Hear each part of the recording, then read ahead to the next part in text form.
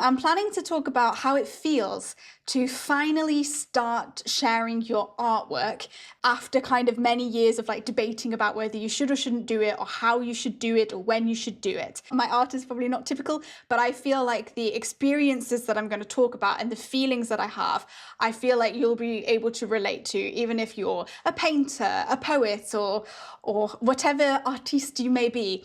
I think that the emotions and some of the thought processes are really overlapping. So just to give some background about my story.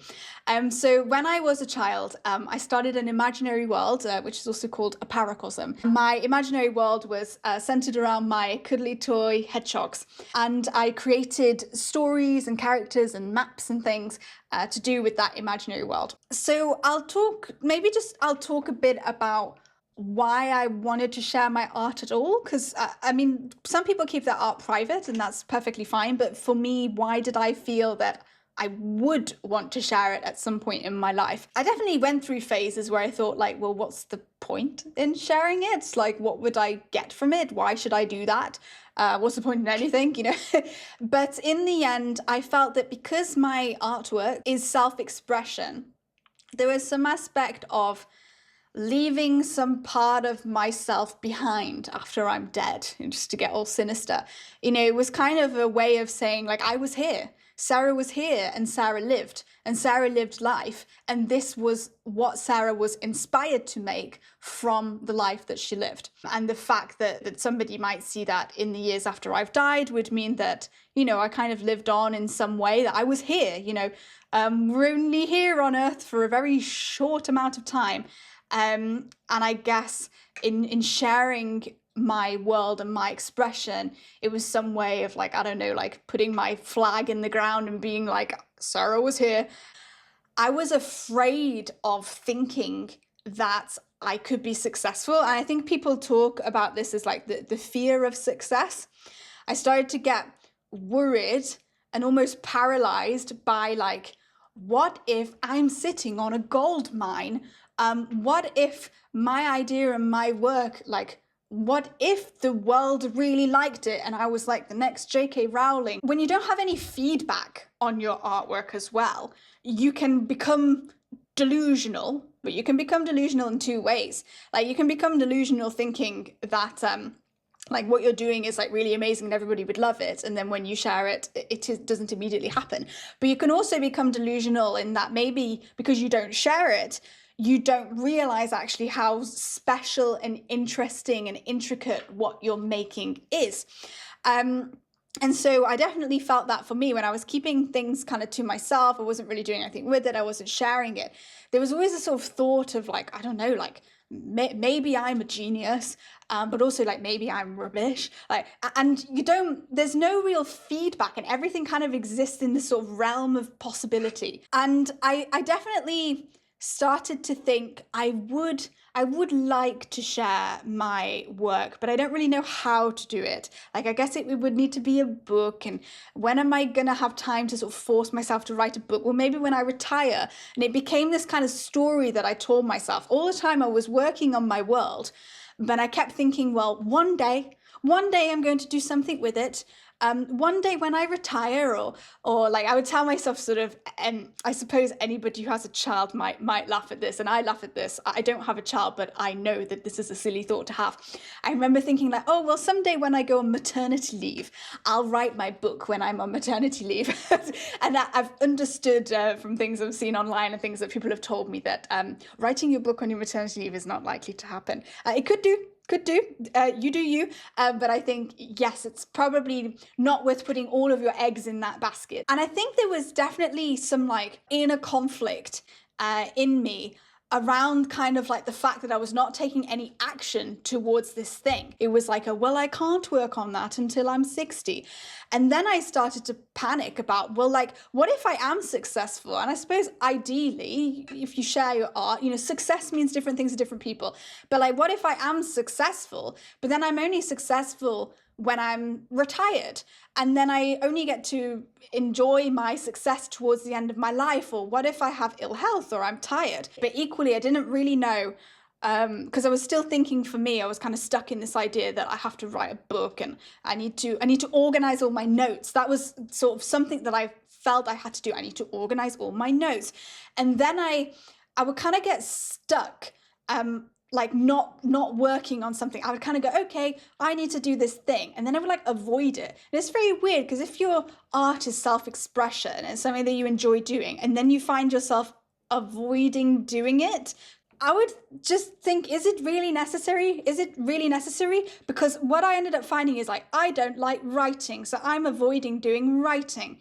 And then eventually I came up with this solution. Oh, why don't you talk? And that's how I started doing YouTube videos. Because whatever it is that's kind of blocking you, have a bit of creative thought about how you can get around it. So how did I end up making the YouTube videos? Well, what happened was I had in mind a particular career path for myself, and I thought, like, well, that will be my career path, and then when I retire, I will become like a worldwide best-selling author and have a great retirement. And then something sort of happened to this career path I thought I was taking. And I realized, like, I thought that this career would fulfill all aspects of me, and it doesn't fulfill all aspects of me. And actually, one of the aspects of me is my imaginary world and my artwork.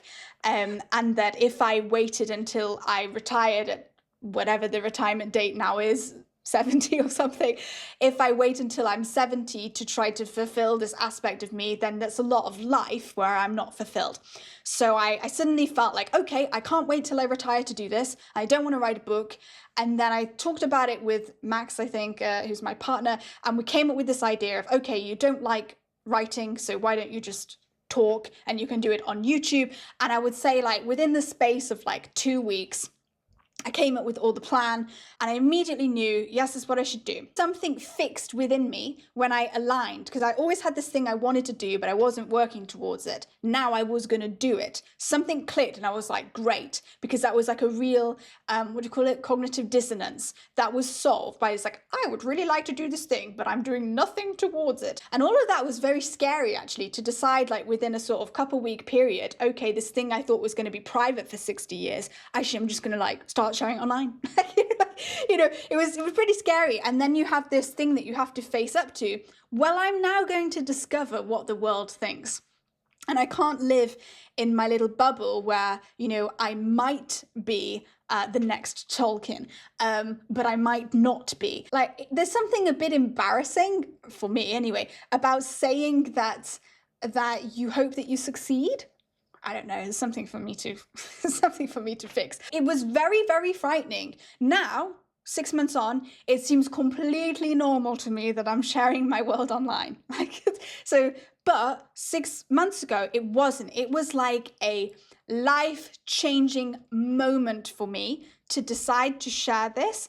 And to take that first step of uploading that video, I was very nervous. I was very scared. I was emotional. I was like, oh my God, this could be like a life-changing moment.